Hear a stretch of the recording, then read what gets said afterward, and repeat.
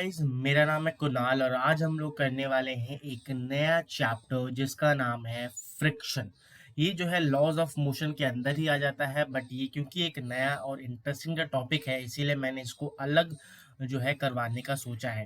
Friction बहुत ही important होता है। अगर आप डे टू डे लाइफ में देखोगे और पूरे फिजिक्स में देखो या पूरे अपने जो लाइफ में देखोगे तो फ्रिक्शन का बहुत ही इंपॉर्टेंट रोल होता है। अगर आप चल पा रहे हो तो वो फ्रिक्शन का जो है फ्रिक्शन के बदौलत है। अगर आप कुछ फ़ोन आप जो है फ़ोन चलाते रहते हो तो वो जो हाथ में और आपके फ़ोन के बीच फ्रिक्शन होता है तभी आप चला पाते हो।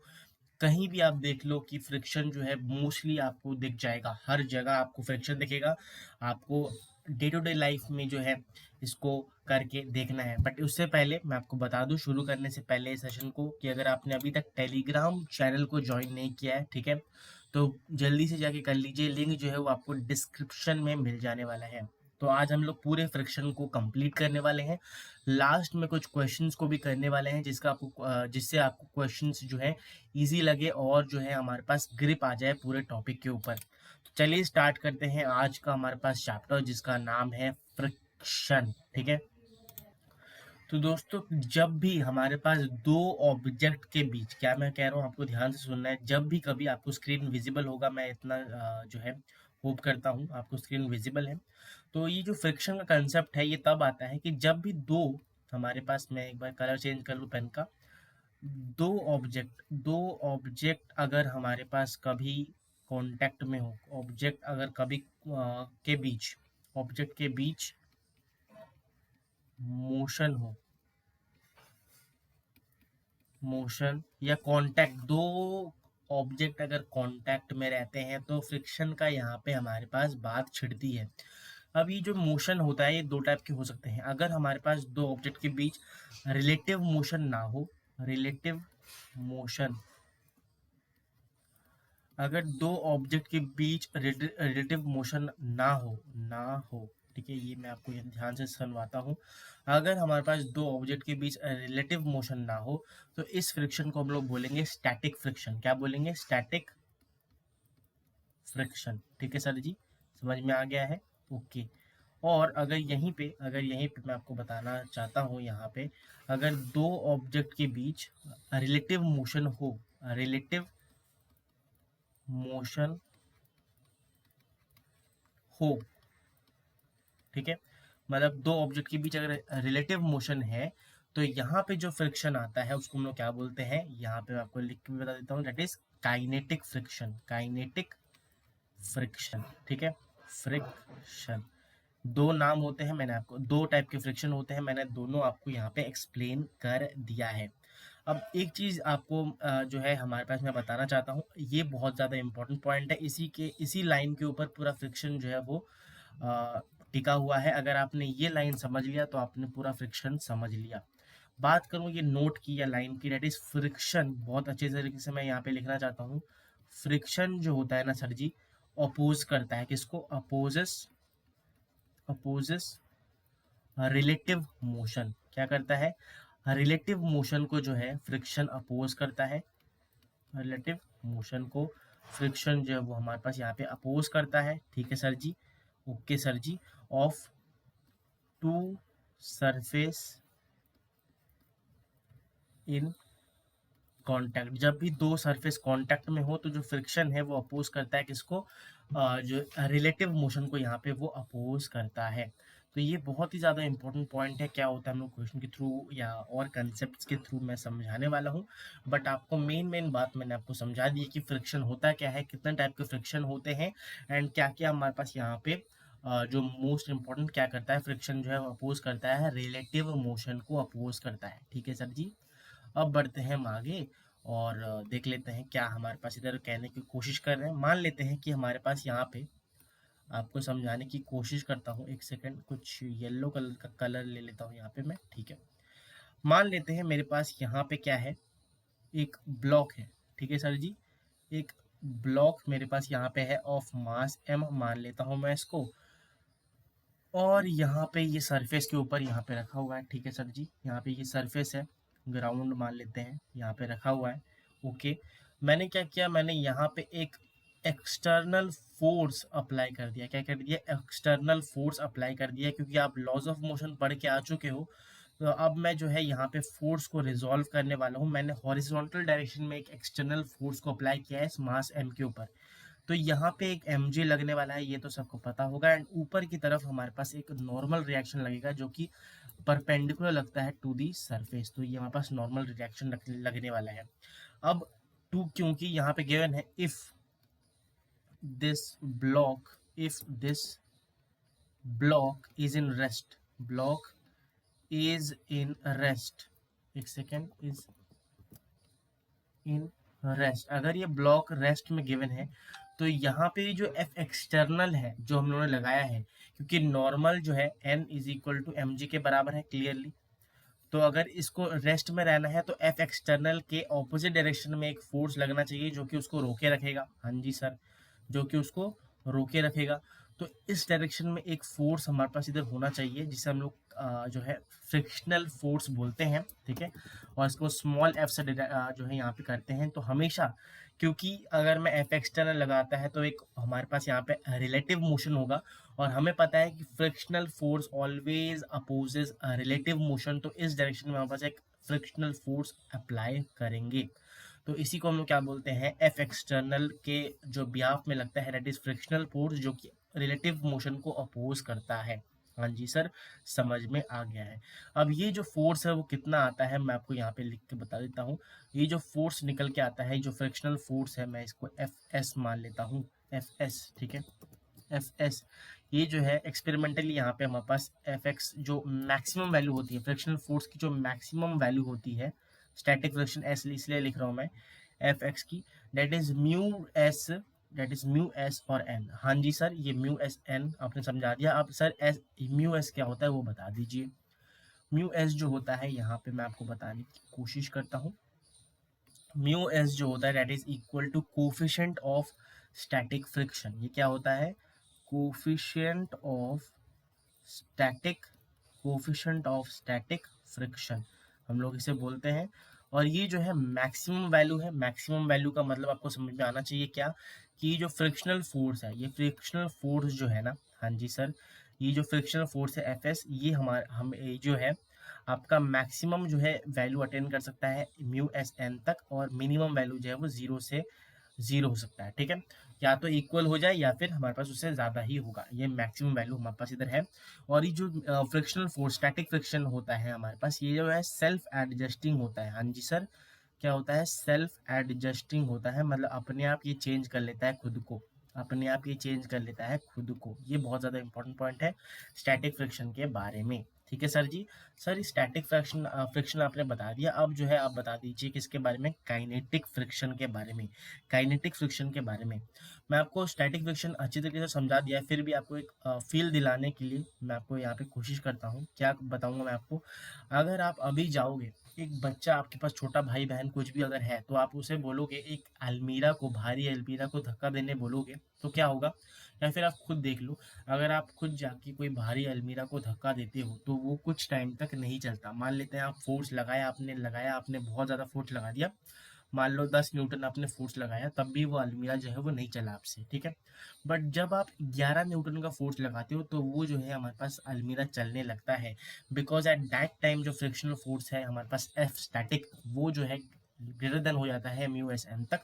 जब इससे ज़्यादा हो जाए, मतलब इससे ज़्यादा म्यू एस एन से ज़्यादा अगर हम लोग फोर्स लगाते हैं एफ एक्सटर्नल, अगर if F external is greater than हमारे पास यहाँ पे और equal to mu S N, body चलना स्टार्ट हो जाएगी, बॉडी चलना स्टार्ट हो जाएगी। हाँ जी सर, हो जाएगी। मैं उम्मीद करता हूँ आपको समझाने में मैं सफल हूँ। क्या मैं कहने की कोशिश कर रहा हूँ? स्टैटिक फ्रिक्शन क्या होता है? जब भी कभी आप बॉडी में फोर्स लगाते हो, एक्सटर्नल फोर्स लगाते हो, तो वो बॉडी कुछ टाइम तक नहीं चलती, बिकॉज वो जो फोर्स है एफ एक्सटर्नल आप लगा रहे हो, वो हमारे पास फ्रिक्शनल एफ स्टैटिक फोर्स है, फ्रिक्शनल स्टैटिक फ्रिक्शन से वो बैलेंस आउट कर रहा है। बट जब हमारा जो फ्रिक्शनल जो एफ एक्सटर्नल है, एक्सटर्नल फोर्स है, वो ज़्यादा हो जाता है म्यू एस एन से, मतलब स्टैटिक फ्रिक्शन से ज़्यादा हो जाता है, तो बॉडी चलने लगती है। ये होता है यहाँ पर स्टैटिक फ्रिक्शन की पूरी कहानी। उम्मीद करता हूँ आपको समझ में आया होगा। अब हम लोग बात कर लेंगे यहाँ पे नेक्स्ट जो है काइनेटिक फ्रिक्शन के बारे में। काइनेटिक फ्रिक्शन क्या होता है, वो भी हमारे पास सेम चीज होती है। काइनेटिक फ्रिक्शन तब आता है, काइनेटिक फ्रिक्शन, काइनेटिक फ्रिक्शन मैंने बताया जब भी बॉडी के बीच रिलेटिव मोशन हो तब हमारे पास काइनेटिक फ्रिक्शन की बात आती है। काइनेटिक फ्रिक्शन में क्या होता है कि हमारे पास जो एफ के होता है, F K is equal to हमारे पास म्यू टाइम्स के एन, और यहाँ पे ये जो म्यू के है दैट इज इक्वल टू हमारे पास क्या होता है, कोफिशिएंट ऑफ काइनेटिक फ्रिक्शन हमारे पास ये होता है। सिंपल सेम फॉर्मूला हमारे पास होता है, बिकॉज यहाँ पे म्यू जो है काइनेटिक फ्रिक्शन का हमारे पास इधर होता है, क्वेश्चन में गिवन होता है कोएफिशिएंट ऑफ काइनेटिक फ्रिक्शन। ठीक है, अब ये कब आता है, जब भी कभी बॉडी के बीच हमारे पास यहाँ पे मान लेते हैं एक बॉडी है, ठीक है, और ये जो है बॉडी हमारे पास यहाँ पे v स्पीड से चल रही है, v मीटर पर सेकेंड से हमारे पास चल रही है, और यहाँ पे मैंने फोर्स एक्सटर्नल यहाँ पे लगा दिया है। यहाँ पे एक काइनेटिक फ्रिक्शन यहाँ पे लगेगा एफ के, जिसे हम लोग क्या बोलेंगे यहाँ पे काइनेटिक फ्रिक्शन का नाम दे देते हैं। तो ये आता है जब हमारे पास बॉडी मोशन में हो तो जो हमारे पास यहाँ पे फ्रिक्शनल फोर्स एक्ट होती है वो हमें क्या बोलती है, यहाँ पे काइनेटिक फ्रिक्शन बोलती है। एक चीज आपको ध्यान रखना है, नोट में यहाँ पे करके लिख दे रहा हूँ, क्या नोट आपको कर देना है, जो म्यू एस होता है that is coefficient of static friction is always greater than coefficient of हमारे पास काइनेटिक फ्रिक्शन। ये बहुत इंपॉर्टेंट सी बात है, आपको ये ध्यान रखना है। अब बात कर लेते हैं हमारे पास एक चीज की, इस ग्राफ के बारे में थोड़ा सा बात करना चाहता हूँ मैं, क्योंकि ग्राफ भी बहुत ज्यादा इंपॉर्टेंट रोल प्ले करता है। अगर मैं बात करता हूँ यहाँ पे, मैं बनाता हूँ किसके बारे में, F external, F external force या फिर अप्लाइड फोर्स जिसे हम लोग कहते हैं, क्या करते हैं, अप्लाइड फोर्स, अप्लाइड फोर्स। और अगर मैं ग्राफ बनाता हूँ अप्लाइड फोर्स का और फ्रिक्शनल फोर्स के बीच का ग्राफ अगर मैं बनाता हूँ तो ये कुछ इस तरह का हमारे पास ग्राफ आता है। सबसे पहले हमारे पास यहाँ पे आप देख सकते हो कि दो हमारे पास यहाँ फॉर्मूले थे, F S is equal to mu S N और F K is equal to mu K N. इन दोनों का ग्राफ मैं बना रहा हूँ। सिंपल सी बात है, म्यू एस जो है वो हमारे पास स्टैटिक फ्रिक्शन होता है, तो एफ एक्सटर्नल जब म्यू एस तक जाएगा तब तक हमारे पास यहाँ पे सेम रहने वाला है। तो फॉर एग्जाम्पल 0 से स्टार्ट हुआ, कुछ हद तक ये यहाँ पे गया, फॉर एग्जाम्पल पॉइंट ए तक, यहाँ पे मान लेता हूँ ए तक गया है, तो ये जो हमारे पास वैल्यू होगी यहाँ पे एफ एक्सटर्नल की डेट इज इक्वल टू हो जाएगी म्यू एस एन की। अब जो है यहाँ पे स्लाइड सा डिप होता है, फ्रिक्शन में स्लाइड सा डिप होता है, उसके बाद स्लाइड सा फ्रिक्शन कम हो जाता है, एंड देन जो है यहाँ पे हमारे पास कांस्टेंट हो जाता है फ्रिक्शन, जिसे हम लोग क्या बोलेंगे, एफ के बोलेंगे, and this is equal to हमारे पास एफ एस। ये होता है हमारे पास, सिंपल सी बात है, यहाँ पे फ्रिक्शनल का ग्राफ, जो कि बहुत ही ज़्यादा इंपॉर्टेंट है। यहाँ पे क्या होता है, स्लाइड सा डिप होता है, वो भी मैं यहाँ पे लिख देता हूँ। जब भी हमारे पास म्यू जो एफ एक्सटर्नल है वो हमारे पास स्टैटिक फ्रिक्शन से ज़्यादा हो जाता है, तब बॉडी जो है टेंड करती है, चलने के मूवमेंट में आ जाती है। तो यहाँ पे स्लाइड डिप होता है फ्रिक्शन का, स्लाइड डिप इन फ्रिक्शन,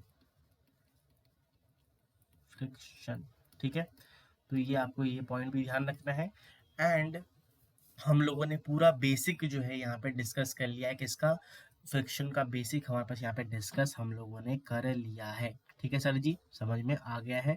अब बढ़ते हैं कुछ आगे, और बहुत ही एक इंटरेस्टिंग सा हम लोग क्वेश्चंस करने वाले हैं जो कि जेई एडवांस में पूछा गया था। ठीक है, तो चलिए देखते हैं, क्वेश्चन करते हैं। ये हमारे पास बेसिक सब हमने कंप्लीट कर लिया है फ्रिक्शन का। तो गाइज आपके स्क्रीन में अभी क्वेश्चन जो है वो विजिबल होगा, एक सेकेंड में आप पढ़ लीजिए, क्वेश्चन को पॉज करके ट्राई कीजिए, एंड आंसर आपको रिपोर्ट करना है कमेंट सेक्शन में। मोस्टली बच्चे जो हैं ये क्वेश्चन बहुत रॉन्ग करते हैं, क्योंकि ये जो है हमारे पास यहाँ पे क्वेश्चन में पूछा गया है कि एक ब्लॉक रखा हुआ है एक सरफेस में, जो कि रफ सरफेस है हमारे पास इधर, फाइंड, यहाँ पे पूछा गया है कि मिनिमम फोर्स बताइए जितना मैं उस ब्लॉक के ऊपर लगाऊं जिससे उसका जो मोशन है वो स्टार्ट हो जाए। तो बहुत सारे बच्चे, क्योंकि पहले तो आप फोर्स रिजॉल्व करोगे, यहाँ पे mg नीचे की तरफ लग रहा होगा, ऊपर की तरफ हमारे पास यहाँ पे क्या नॉर्मल रिएक्शन लग रहा होगा, और यहाँ पे अगर मैं सिंपल सी बात करता हूँ, अगर उनको मिनिमम फोर्स चाहिए, मिनिमम फोर्स जो है वो फ्रिक्शनल फोर्स ही यूज करेंगे, एंड मिनिमम फोर्स जो है फ्रिक्शनल फोर्स हो जाएगा, that is equal to mu N, mu S N, that is equal to हमारे पास क्या होगा, म्यू, और एन जो है वो mg के बराबर है यहाँ पे। बट ये दरअसल गलत आंसर है, बिकॉज यहाँ पे आपने आपने क्या कर दिया है, आपने हॉरिजॉन्टल फोर्स अपने से अज्यूम कर लिया है। क्या कर दिया है? हॉरिजॉन्टल फोर्स अज्यूम किया है आपने, एंड दैट्स द रीजन कि ये जो क्वेश्चन आपने आंसर रिपोर्ट किया है, अगर आपने mu M G answer report किया है तो आपका आंसर दरअसल गलत है। तो कैसे इस क्वेश्चन को हम लोग सॉल्व करने वाले हैं, मैं आपको बताने की कोशिश करता हूँ। अगर मैं यहाँ पे रीड्रॉ करता हूँ इस पूरे डायग्राम को और यहाँ पे समझाने की कोशिश करता हूँ, मान लेते हैं मेरे पास एक ब्लॉक रखा हुआ है कुछ इस तरह से, जिसका मास जो है इन्होंने क्वेश्चन में गिवन है m है। ठीक है सर जी, क्या है? हमारे पास एक ब्लॉक रखा हुआ है जिसका मास जो है वो m है। ये जो एक सरफेस हमारे पास यहाँ पे दे रखा है, जो कि हमारे पास रफ सरफेस यहाँ पे है। क्या है? सॉरी, रफ सरफेस हमारे पास इधर मिल जाएगा, म्यू। ओके, यहाँ पे क्योंकि हमें गिवन नहीं है कि कितना जो है फोर्स किस डायरेक्शन में है, हॉरिजॉन्टल है कि नहीं, तो हमें जो है यहाँ पे थीटा एंगल में फोर्स को अज्यूम करना पड़ेगा। क्या करना पड़ेगा? थीटा एंगल में फोर्स को अज्यूम करना पड़ेगा। सीधी सी बात यह है, यहाँ पे एक नॉर्मल रिएक्शन लग रहा है, यहाँ पे नीचे की तरफ हमारे पास धरती माता का फोर्स mg लग रहा है, और यहाँ पे अगर मैं एक force at an angle of theta, यहाँ पे अगर मैं अज्यूम करता हूँ F force at an angle theta, तो ये जो हो जाएगा हमारे पास एफ कॉस थीटा, क्योंकि मैं फोर्स को रिजॉल्व करूंगा एंड ऊपर की डायरेक्शन में हमारे पास यहाँ फोर्स लगेगा, that is equal to F sine theta. ठीक है sir ji, F sine theta हमारे पास यहाँ पे लग गया। अब अगर मैं यहाँ पे करता हूँ क्या, अगर मैं बात करता हूँ यहाँ पे रेस्ट में रहने के लिए condition, that is N plus F sine theta, N plus F sine theta is equal to हमारे पास एम जी के बराबर होना चाहिए, एम जी के बराबर होना चाहिए। एंड एन की वैल्यू हमारे पास क्लियरली पता लगा, सॉरी फंबल हो गया मैं, एन की वैल्यू यहाँ से हमारे पास आ गई M G minus F sine theta के बराबर हमारे पास इधर आ चुकी है। ठीक है, और अगर मैं बात करता हूँ यहाँ पे एफ कॉस थीटा, ये तभी हमारे पास चलेगा जब हमारे पास एफ कॉस थीटा जो हो वो फ्रिक्शनल फोर्स है, डेट इज इक्वल टू हमारे पास ज़्यादा हो, एफ एस मैक्स से ज़्यादा होना चाहिए, तभी जो है ये हमारे पास ब्लॉक चलने वाला है। तो एफ कॉस थीटा हमारे पास यहाँ पे ज़्यादा होना चाहिए म्यू, म्यू जितना भी गिवन है, and M G, mu M G minus F sine theta, इससे ज़्यादा होना चाहिए, तभी जाके ये ब्लॉक हमारे पास चलने वाला है। अब अगर मैं इसको थोड़ा सा सॉल्व करता हूँ, रीअरेंज करता हूँ, तो हमारे पास क्या आ जाएगा? सीधी सी बात ये है, अगर मैं उस तरफ लेके जाता हूँ तो एफ कॉमन ले लूंगा यहाँ से, और यहाँ पे क्या आ जाएगा? Cos theta plus mu sine theta is greater than और इक्वल टू हमारे पास म्यू एम जी। ठीक है, म्यू एम जी के बराबर। और यहाँ से अगर मैं फोर्स की वैल्यू निकालता हूँ, मतलब जो फोर्स हमारे पास चाहिए, मिनिमम फोर्स कितना लगाऊं, that is equal to mu M G, बराबर नहीं आएगा हमारे पास यहाँ पे, दैट इज ग्रेटर देन और इक्वल टू हमारे पास mu M G upon upon cos theta plus mu sine theta. अब देखो गाइस, उन्होंने पूछा है कि मिनिमम फोर्स बता दो। अगर मेरे को ये मिनिमम करना है, अब ध्यान से, ये तो मैथमेटिक्स आ गया, अगर मेरे को फोर्स को मिनिमम करना है तो डिनोमिनेटर को हमारे पास मैक्सिमम करना पड़ेगा। क्या करना पड़ेगा? डिनोमिनेटर को मैक्सिमम करना पड़ेगा। ठीक है, फोर्स को मिनिमम करने के लिए हमारे पास डिनोमिनेटर को मैक्सिमम करना पड़ेगा, ये आपको पता होना चाहिए। ठीक है, क्योंकि इन्वर्सली प्रोपोर्शनल है, सीधी सी बात है। तो अगर मेरे को यहाँ पे डिनोमिनेटर को ज्यादा करना है, that is cos theta plus mu sine theta को ज्यादा करना है, मतलब मैक्सिमम वैल्यू इसकी पता करनी है, दैट इज मैक्सिमम वैल्यू जो होता है दैट इज इक्वल टू, इसने अपने मैथ्स की एक प्रॉपर्टी ट्रिग्नोमेट्री चैप्टर में पढ़ा होगा, maximum value of this cos A cos theta plus B sine theta की जो मैक्सिमम वैल्यू होती है that is root under A square plus B square के बराबर होती है। तो अगर मैं इसको y मान लेता हूँ तो y जो मैक्सिमम वैल्यू आती है y की, दैट इज इक्वल टू हमारे पास वन प्लस म्यू स्क्वायर के बराबर हमारे पास इधर आ जाती है। तो क्लियरली अब जो है मैं यहाँ पे रिपोर्ट कर सकता हूँ। अगर मैं यहाँ पे जो है, सीधी सी बात ये है, हमारे पास एफ मिनिमम जो है, लीस्ट वैल्यू जो चाहिए वो हमारे पास यहाँ पे मिल गई है। क्या? One upon, sorry maximum value हमें करना पड़ेगा, दैट इज एफ मिनिमम कितना आ जाता है, मैं यहाँ पे नीचे लिखता हूँ, that is equal to F जो हमारे पास मिनिमम रिक्वायर्ड है, डेट इज इक्वल टू हमारे पास म्यू एम जी अपॉन हमारे पास यहाँ पे root under one plus mu square के बराबर हमारे पास इधर आ जाती है। हाँ जी सर, हमारे पास इधर आ जाती है, जो कि आपको यहाँ पे ध्यान रखना है, वेरी वेरी इंपॉर्टेंट हमारे पास आंसर आ चुका है। ठीक है, आंसर आ चुका है। बट आपको ये ध्यान रखना है कि कैसे आपको हॉरिजॉन्टल फोर्स नहीं लेना, बिकॉज यहाँ पे गिवन नहीं है। अगर यहाँ पे हॉरिजॉन्टल होता तो सिंपल सी बात है, आप म्यू एन जी रिपोर्ट कर सकते थे, बट क्योंकि यहाँ पे हॉरिजॉन्टल नहीं है तो आपको मे एफ मिनिमम कुछ इस तरह से निकाल के यहाँ पे रिपोर्ट करना है। दूसरी बात ये, अगर कभी हमारे पास थीटा एंगल, कितना एंगल अगर पूछ लिया जाता है, थीटा की वैल्यू कितनी होगी, मैं यहाँ पे साइड में लिख देता हूँ वो चीज़। थीटा की वैल्यू अगर आपको निकालना है, मैं यहाँ पे लिख दे रहा हूँ, आप खुद डिराइव करेंगे। थीटा जो है tan इनवर्स म्यू के बराबर हमारे पास इधर आ जाएगा, ठीक है, थीटा की वैल्यू। ओके सर जी, इतना समझ में आ गया। और ये जो थीटा की वैल्यू गाइस आई है हमारे पास tan इनवर्स म्यू, ये बहुत ही जगह, बहुत ही आंसर्स जो है यहाँ पे फ्रिक्शन में और लॉज ऑफ मोशन चैप्टर में बहुत जो है रिजल्ट्स का यही आंसर होता है, तो आपको ये ध्यान रखना है। तो ये क्वेश्चन हम लोगों ने सॉल्व कर दिया है। बहुत ही इंटरेस्टिंग सा और बहुत ही उम्दा सवाल है ये गाइस, हमारे पास बवाल सवाल कह सकते हो इसको आप। और ये बहुत ही अच्छा क्वेश्चन है। जेई एडवांस ने जो है जेई एडवांस में ये क्वेश्चन जो है वो पूछा गया था, एंड बहुत ही अच्छा क्वेश्चन है। अगर मैं आपको ए प्लस प्लस क्वेश्चन दूंगा, क्योंकि बहुत बच्चों को ये जो है ध्यान में नहीं रहता कि ये जो है एंगल में पूछा जा, एंगल से हमें सॉल्व करना है, नहीं बल्कि हॉरिजॉन्टल फोर्स हमें कंसीडर नहीं करना है, ठीक है। अब गाइज बढ़ते हैं हमारे पास।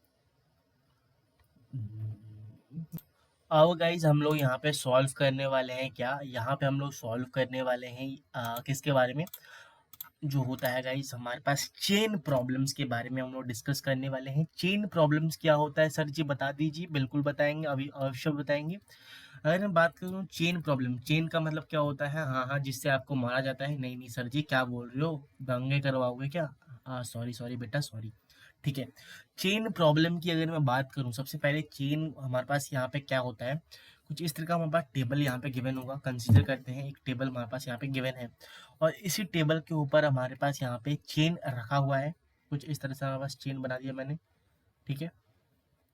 एक सेकेंड गाइस, यस होने वाला है।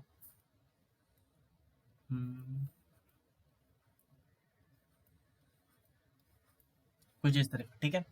मान लेते हैं इसका जो लेंथ है चेन का, मतलब जो लेंथ ऑफ चेन है, length of chain is equal to L, and जो मास है हमारे पास, एंड मास ऑफ चेन जो है वो हमारे पास मान लेते हैं एम है। ओके सर जी, समझ में आ गया है। अब जो है हम लोग डिस्कस कर लेते हैं इसका क्या होगा। इन्होंने बोला है कि क्वेश्चन में पूछा जाता है कि कितना जो है लेंथ, मान लेते हैं ये लेंथ जो है वो एक्स है, value of x, value of x, value of x बता दीजिए, जिससे जो है हमारे पास वैल्यू ऑफ एक्स बता दो, so that chain doesn't fall, chain doesn't fall. मतलब एक्स की कितनी वैल्यू हो सकती है, maximum value of x, maximum value of x, so that chain doesn't fall, ठीक है। कितना मैं ये जो है चेन, जो एक्स मतलब जो चेन है उसको नीचे झुला सकता हूँ, जिससे वो चेन जो है वो गिरे ना। इसको सॉल्व करने के लिए सबसे पहले मान लेते हैं, अगर ये एक्स है तो ये टोटल लेंथ जो है हमारे पास क्या हो जाएगा, एल माइनस एक्स हो जाएगा। मान लेते हैं, मैंने ये चीज़ मान लिया है इधर, ठीक है सर जी, ओके। कुछ इस तरह से मैंने माना है। एक मैं यहाँ पे टर्म डिस्कस करने वाला हूँ, that is equal to lambda. इसको हम लोग क्या बोलते हैं, लीनियर मास डेंसिटी, क्या बोलते हैं, linear mass density. That is equal to M upon L के बराबर होता है, मास अपॉन लेंथ के बराबर हमारे पास इधर होता है, ठीक है। और अगर मैं यहाँ पे बात करता हूँ मास की, डेट इज इक्वल टू हमारे पास लैम्डा एल के बराबर हो जाएगा, ठीक है सर जी, ओके। अब ध्यान से देखिए, मैं आपको यहाँ पे एक सबसे पहले तो अगर ये नीचे की तरफ जा रहा है, यहाँ पे हम लोग फोर्स को रिजॉल्व करने वाले हैं। क्या करने वाले हैं, फोर्स को रिजॉल्व करने वाले हैं। तो यहाँ पे तो गाइज हमारे पास क्या लगने वाला है, यहाँ पे जो मास है that is equal to lambda L minus X G के बराबर हमारे पास इधर होगा नीचे की तरफ, और ऊपर की तरफ हमारे पास नॉर्मल रिएक्शन लगने वाला है। यहाँ पे वही हमारे पास क्या लगने वाला है, that is equal to lambda X G के बराबर हमारे पास इधर नीचे की तरफ लगेगा, एंड नॉर्मल रिएक्शन इधर है नहीं क्योंकि परपेंडिकुलर होता है।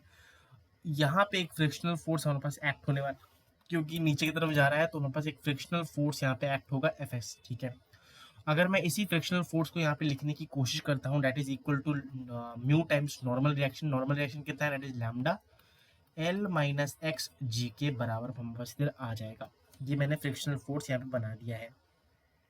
अब ध्यान से चीज़ों को ऑब्जर्व करिए, देखिए अगर मैं यहाँ पे एफ एस की वैल्यू लिखता हूँ यहाँ की, तो वो किसके बराबर है, डेट इज इक्वल टू हमारे पास एफ एस की वैल्यू अगर मैं यहाँ पे लिखता हूँ म्यू एन है, वो तो मैंने मान लिया, सॉरी गाइज एक सेकेंड, अगर मैं म्यू एस की वैल्यू लिखता हूँ यहाँ पे, अगर हमारे पास जो बॉडी है उसको रेस्ट में रहना है, अगर उसको मतलब जो चेन है वो रेस्ट में गिरे ना, तो हमारे पास यहाँ पे जो म्यू फ्रिक्शनल फोर्स है वो हमारे पास म्यू एम जी के बराबर होना चाहिए, जो झूला हुआ है उसका मास जी के बराबर है, ठीक है।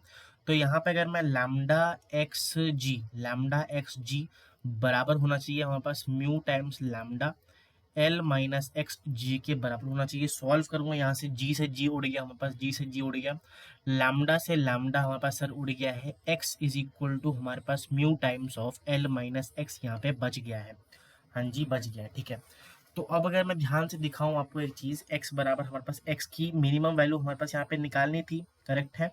यहाँ पे अगर मैं ध्यान से चीज़ को ऑब्जर्व करूँ या देखूँ, आपको एक चीज़ नज़र आने वाली है। एक चीज़ मैंने यहाँ पे गलत कर दिया, क्या l माइनस एक्स होगा, हाँ।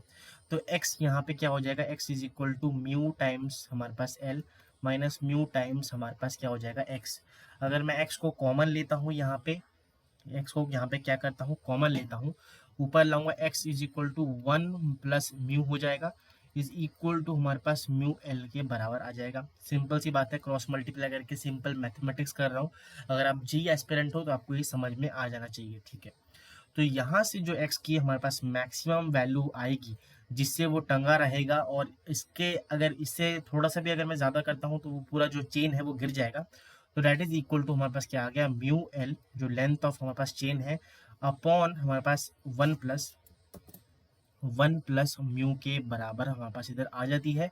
वेरी वेरी इंपॉर्टेंट हमारे पास ये कंसेप्ट है। इस कंसेप्ट के ऊपर बहुत सारे क्वेश्चंस जो हैं वो पूछे गए हैं। तो मैं यही आपको सजेस्ट करूँगा कि आपको जो है ये कंसेप्ट पता रहना चाहिए, फॉर्मूला जो है कम से कम पता रहनी चाहिए, क्योंकि फॉर्मूला आजकल बेस्ड बहुत सारे सवाल पूछे जा रहे हैं, स्पेशली जेई मेंस में। तो इसीलिए मैं आपको यही सजेस्ट करूँगा कि आपको ये फॉर्मूलाज जो है कम से कम याद रहने चाहिए। तो ये रहा गाइज एक क्वेश्चन भी हम लोग कर लेते हैं, जो कि इसी टॉपिक से पूछा गया है। आपको 2022 के अंदर पीवाईक्यू में एक क्वेश्चन देखने को मिल जाएगा।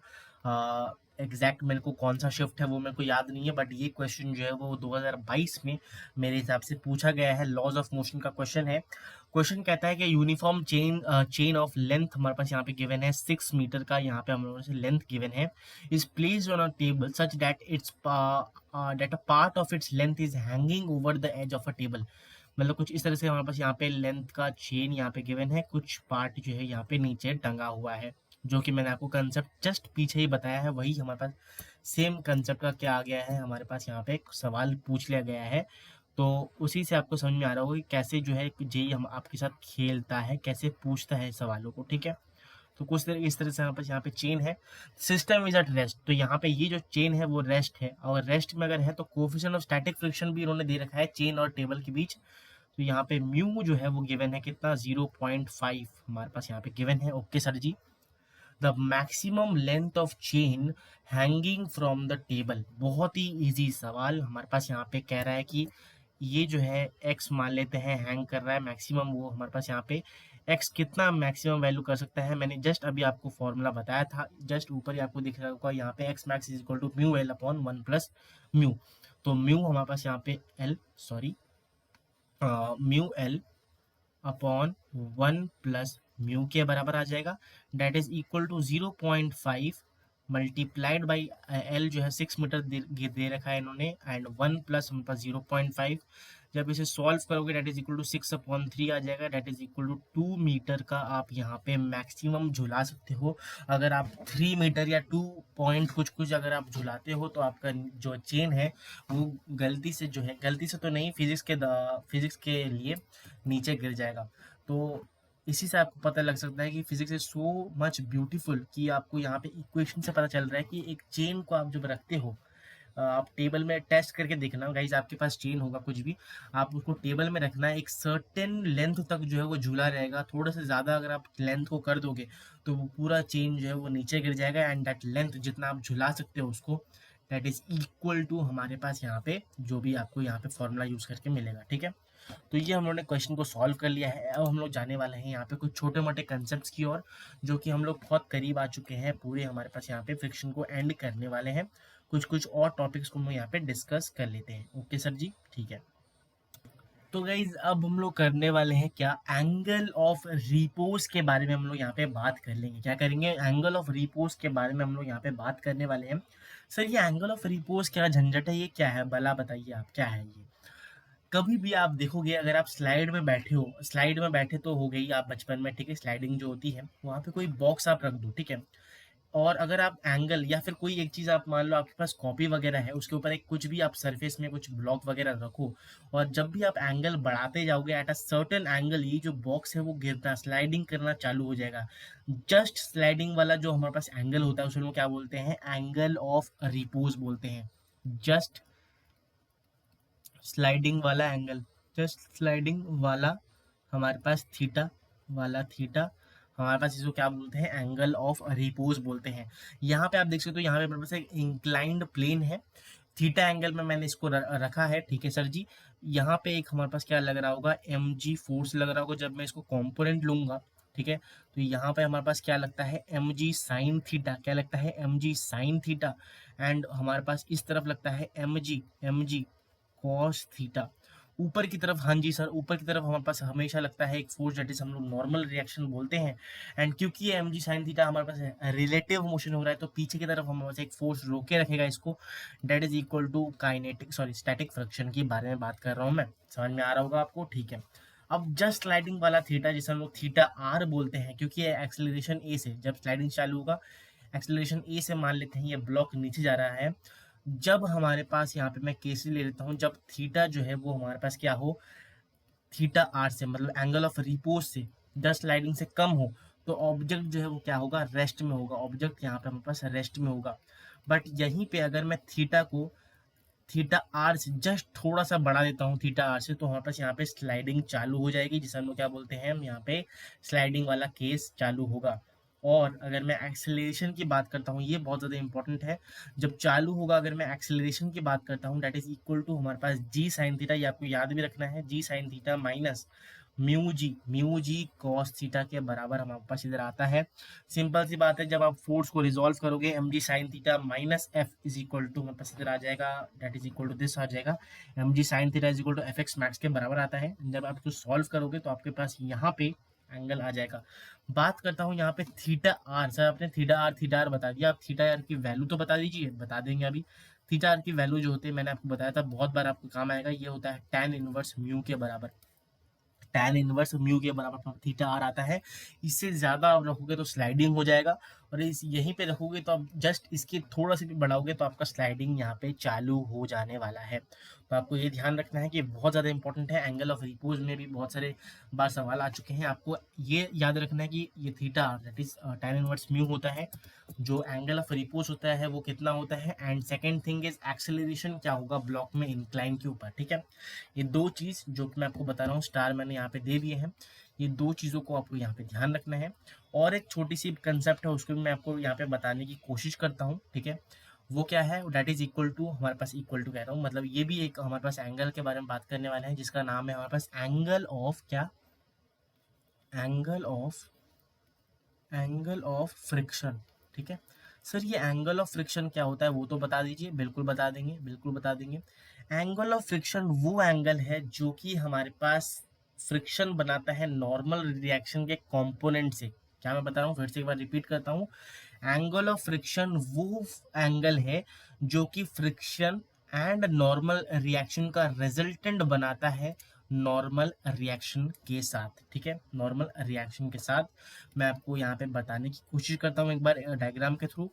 मान लेते हैं मेरे पास एक ब्लॉक रखा हुआ है, और ब्लॉक ऐसे कुछ रखा हुआ है यहाँ पे, सॉरी थोड़ा सा गंदा बन गया, कोई ना, एक सेकेंड, ठीक है। मेरे पास एक ब्लॉक यहाँ पे रखा हुआ है, मास जिसका हमारे पास मान लेते हैं क्या है, एन एम है, ठीक है, एम है। तो यहाँ पे नीचे की तरफ क्या लगने वाला है, सबको पता है, बोल दीजिए लिखने के पहले बता दीजिए। एम जी यहाँ पे एक फोर्स नीचे की तरफ धरती माता लगाएगी इसके ऊपर, और ऊपर की तरफ हमारे पास क्या होगा, यहाँ पे नॉर्मल रिएक्शन लगने वाला है। एक हॉरिजॉन्टल फोर्स मान लेते हैं, मैंने यहाँ पे F दे दिया है, तो पीछे की तरफ हमारे पास हमेशा एक फ्रिक्शनल फोर्स एक्ट करेगा इसके ऊपर to oppose a relative motion. तो एंगल ऑफ फ्रिक्शन क्या होता है, अगर मैं यहाँ पे ध्यान से दिखाऊं आपको, ये हमारे पास क्या है, फ्रिक्शनल फोर्स। क्या है ये हमारे पास, फ्रिक्शनल फोर्स। ठीक है, ये क्या है हमारे पास यहाँ पे, एक सेकंड गाइस, थोड़ा सा डायग्राम जो है घटिया बन रहा है, मैंने कुछ इस तरह से बना देता हूँ यहाँ पे। हाँ, मान लेते हैं ये हमारे पास नॉर्मल रिएक्शन है, ये फ्रिक्शनल फोर्स है। तो एंगल ऑफ फ्रिक्शन क्या होता है कि जो नॉर्मल और फ्रिक्शनल फोर्स का जो रिजल्टेंट आता है उसके साथ जो नॉर्मल रिएक्शन का एंगल बनता है, उसी को हम लोग क्या बोलते हैं, एंगल ऑफ जो है रिफ्लेक्शन, कह रहा हूँ मैं, फ्रिक्शन। ठीक है, and that is equal to जो फाई है, दैट इज इक्वल टू हमारे पास क्या है, angle of friction, and that is equal to हमारे पास यहाँ पे phi is equal to tan inverse F upon N, frictional force upon जो है नॉर्मल रिएक्शन।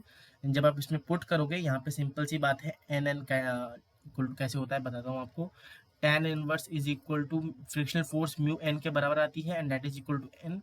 तो क्लियरली हमारे पास जो फ्रिक्शनल फोर्स आ गया वो भी सेम आ चुका है। क्या मैंने बताया था आपको, ये फ्रिक्शनल फोर्स बहुत बार आएगा, मतलब ये एंगल जो है हमारे पास फ्रिक्शनल में बहुत बार आता है, तो आपको ये ध्यान रखना है, that is equal to tan inverse mu के बराबर फिर से आ गया है।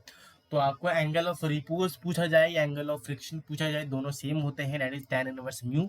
एफएक्स मैक्स के बारे में बात हो रही है, हमारे पास फ्रिक्शन फोर्स मैक्सिमम वैल्यू कब अटेन करता है उसकी बात हमारे पास इधर कर रहे हैं हम लोग। ठीक है, तो गाइज हम लोग एट द एंड पहुंच चुके हैं। अब एक ही टॉपिक बचता है जिसका नाम है हमारे पास यहाँ पे टू ब्लॉक प्रॉब्लम्स। इसके बारे में हम अच्छी तरीके से डिस्कस करने वाले हैं एंड उसके बाद खत्म करने वाले हैं पूरे चैप्टर को। जल्दी से डिस्कस कर लेते हैं हमारे पास नेक्स्ट टॉपिक जिसका नाम है टू ब्लॉक, मतलब दो हमारे पास यहाँ पे ब्लॉक्स हैं, उसके बारे में प्रॉब्लम्स के बारे में डिस्कस करेंगे। तो चलिए गाइस बात कर लेते हैं हम जो है टू ब्लॉक्स प्रॉब्लम के बारे में। सर ये टू ब्लॉक प्रॉब्लम क्या होता है, नाम से ही हमें समझ में आ रहा है कि दो ब्लॉक्स हमारे पास इधर होंगे और उसके मोशन के बारे में हम लोग बात करने वाले हैं। सबसे पहला अगर मैं यहाँ पे केस लेता हूँ, ठीक है, तो मान लेते हैं मेरे पास एक केस जो है एक ब्लॉक है, ठीक है, जिसका मास जो है वो कैपिटल एम है, एंड एक छोटा सा मास मैंने और उसके ऊपर रख दिया है जिसका मास जो है वो स्मॉल एम है। ठीक है सर जी, ध्यान से देखोगे और मैंने क्या किया इसके ऊपर, ये जो है एक जो पूरा मास है टोटल जो भारी वाला मास है दैट इज एम, ठीक है, ये रखा हुआ है स्मूथ हमारे पास यहाँ पे, और इन दोनों के बीच में जो हमारे पास फ्रिक्शनल है मान लेता हूँ ये हमारे पास म्यू के बराबर है, उस तरफ लिखता हूँ बिकॉज यहाँ पे फोर्स मेरे को दिखाना है। ये क्या है हमारे पास म्यू, यहाँ पे इन दोनों के बीच फ्रिक्शनल जो है कोएफिशिएंट ऑफ फ्रिक्शन इन्होंने दे रखी है। मैंने क्या किया है, जो भारी वाला मास है यहाँ पे मैं ये लिख देता हूँ कि जो कैपिटल एम है वो ज़्यादा है as compared to small M. तो भारी वाले मास के ऊपर मैंने फोर्स एफ यहाँ पे कर दिया है, और क्वेश्चन पूछते हैं कि यहाँ पे मिनिमम फोर्स बता दीजिए, क्या कर दीजिए, मिनिमम फोर्स, बाउंड्री फोर्स क्या बता दीजिए जिससे वो जो है एक साथ स्लाइड करे, एक साथ जाए। अगर मैं यहाँ पे लगाता हूँ तो एक साथ जाएंगी, जो छोटा वाला मास है वो गिर ना जाए। ठीक है, समझ में आ रहा है, ओके। दोनों को अगर मैं यहाँ पे थोड़ा विभाजित करके, मतलब अलग अलग करके यहाँ पे समझाने की कोशिश करता हूँ। सबसे पहला छोटा वाला मास लेंगे, ठीक है, अगर मैं छोटे वाले मास के ऊपर फोर्सेस रिजॉल्व करता हूँ तो यहाँ पे हमारे सिंपल सी बात है, क्या लगने वाला है, एक तो नॉर्मल रिएक्शन ऊपर की तरफ लगेगा, हाँ जी सर, ऊपर की तरफ एक नॉर्मल रिएक्शन लगने वाला है। और क्योंकि यहाँ पे एक नॉर्मल रिएक्शन लगने वाला है तो यहाँ पे एक छोटा सा धरती माता से भी फोर्स यहाँ पे एग्जर्ट होगा। उससे पहले बाकी ड्रॉ करने से पहले मैं यहाँ पे बड़ा वाला भी बना देता हूँ जिससे आपको और समझ में आ सके। यहाँ पे बड़ा वाला जो मास है दैट इज कैपिटल एम, हाँ जी सर, कैपिटल एम जो है उसके ऊपर नीचे की तरफ हमारे पास एक फोर्स एक्ट करने वाला है, क्या, कैपिटल बड़ा वाला कैपिटल एम जी, धरती माता इसके ऊपर लगाएंगी।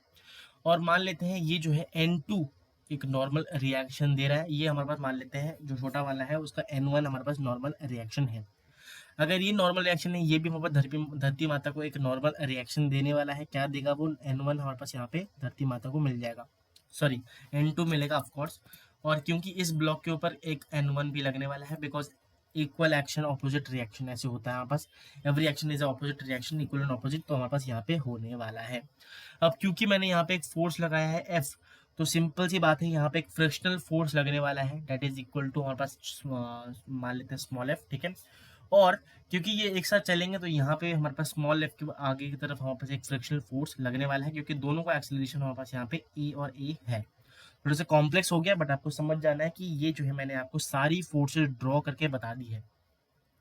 अगर मैं अब जो है यहाँ पे बैलेंस करता हूँ, बिकॉज अभी रेस्ट में है, तो N1 की वैल्यू जो है वो mg के बराबर होगी। N1 के जो वैल्यू है वो mg के बराबर होगी।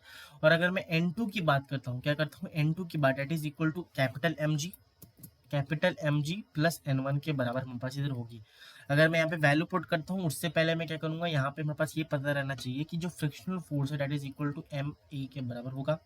एंड जो F, अगर मैं दूसरे वाले ब्लॉक में बात करता हूँ, एफ जो है आगे की लेके जा रहा है और पीछे की तरफ हमारे पास एफ खींच रहा है, minus M A, capital M A के बराबर हमारे से हो जाने वाला है। ठीक है सर जी, समझ में आ गया है सर जी? हाँ जी, समझ में आ गया है।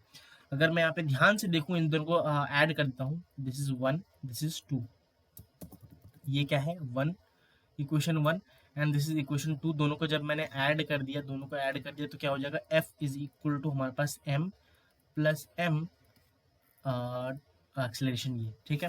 तो यहाँ से ये पता चल रहा है कि अगर मैं इन दोनों को एक इक्वल, मतलब एक पूरा टुगेदर मान लेता हूँ, तो m plus M total mass और एक्सेलरेशन हमारे पास फोर्स के बराबर आ जाएगा। क्योंकि ये स्टैटिक फ्रिक्शन है हमारे पास, क्योंकि इन्होंने बाउंड्री फोर्स निकालने के लिए कहा है इन्होंने, तो ये जो F है that is frictional force is equal to small M A is equal to हमारे पास क्या हो जाएगा m, और फिर जो एक्सेलरेशन है वो कितना आ गया, that is equal to F upon M, capital M plus small M. तो यहाँ से क्लियरली मैं यहाँ पे ये जो है, ये जो फोर्स आया है निकल के, ये जो फोर्स आया है वो हमारे पास यहाँ पे छोटा होना चाहिए म्यू एस एन से छोटा होना चाहिए, म्यू एस एन 1, क्योंकि जो छोटे वाले ब्लॉक के ऊपर हमारे पास इधर लगा रहे हैं। तो जब हम यहाँ पे वैल्यू पुट कर देंगे, सिंपल सी बात है, that is equal to less than होना चाहिए म्यू एम जी के स्मॉल एम जी। तो यहाँ से स्मॉल एम और स्मॉल एम कैंसिल हो गया। जो एफ बाउंड्री फोर्स हमारे पास निकल के आ जाता है, जो स्मॉलेस्ट फोर्स है जिससे एक साथ चलेंगे जितने फोर्स तक, दैट इज हमारे पास equal to mu small M plus capital M G, small M plus capital M upon G. ये होता है पहला केस, जब हम बड़े वाले ब्लॉक पे ऊपर फोर्स लगा रहे हैं। ऐसा फोर्स, बाउंड्री फोर्स हम लोगों ने यहाँ पे निकाल लिया है। ठीक है, उम्मीद करता हूँ आपको समझ में आया होगा। अब इसी केस में हम लोग यहाँ पे थोड़ा सा और, यहाँ पे मैं डिराइव तो करूंगा नहीं, बट हाँ आपको ये समझा देता हूँ कि अगर मैं छोटे वाले ब्लॉक के ऊपर फोर्स लगाता हूँ तो बाउंड्री फोर्स कितना होगा जब एक साथ चले। तो इसमें क्या होता है, मैं आपको समझाने की कोशिश करता हूँ। मैं थोड़ा सा मिटा दूँ इसको। हाँ, इसी केस में अगर मैं यहाँ पे फोर्स ना लगा के क्या करता हूँ, यहाँ ना फोर्स लगा के मैं क्या करूँ, एक सेकेंड, ये ब्लॉक को पहले जोड़ देता हूँ। हाँ ठीक है, सब कुछ सिमिलर केस है गाइस, बट इस बार मैंने फोर्स जो है वो छोटे वाले ब्लॉक पे लगाया। तो इस केस में जो हमारे पास यहाँ पे एफ बाउंड्री आता है, क्या आता है, एफ बाउंड्री फोर्स जो निकल के आ जाता है, बाउंड्री फोर्स जो निकल के आ जाता है इन दिस केस। तो यहाँ पे जो दोनों मास का रेशियो यहाँ पे एक ऐड हो जाता है। क्या होता है, यहाँ पे दोनों मास, क्या कह रहा हूँ मैं, फिर से समझने की कोशिश कीजिएगा, क्या कह रहा हूँ मैं, फिर से समझने की कोशिश कीजिएगा। दोनों मास जो है हमारे पास यहाँ पे सब कुछ सेम रहेगा, बट यहाँ पे दोनों mass small M upon capital M that is equal to small M upon capital M वाला फैक्टर यहाँ पे जुड़ जाता है। अब डिराइव करके देखना खुद, फोर्स को रिजॉल्व करके आप जब डिराइव करोगे तो आपको ये मिल जाएगा, क्योंकि वहाँ पे जो है जो एम जी म्यू एस जो है वो हमारे पास यहाँ पे जो फ्रिक्शनल फोर्स है वो हमारे पास एम, कैपिटल एम वाला हम लोग लेते हैं, तो कैंसिल नहीं होता वो, एंड इसलिए वो नीचे आ जाता है। एम प्लस एम और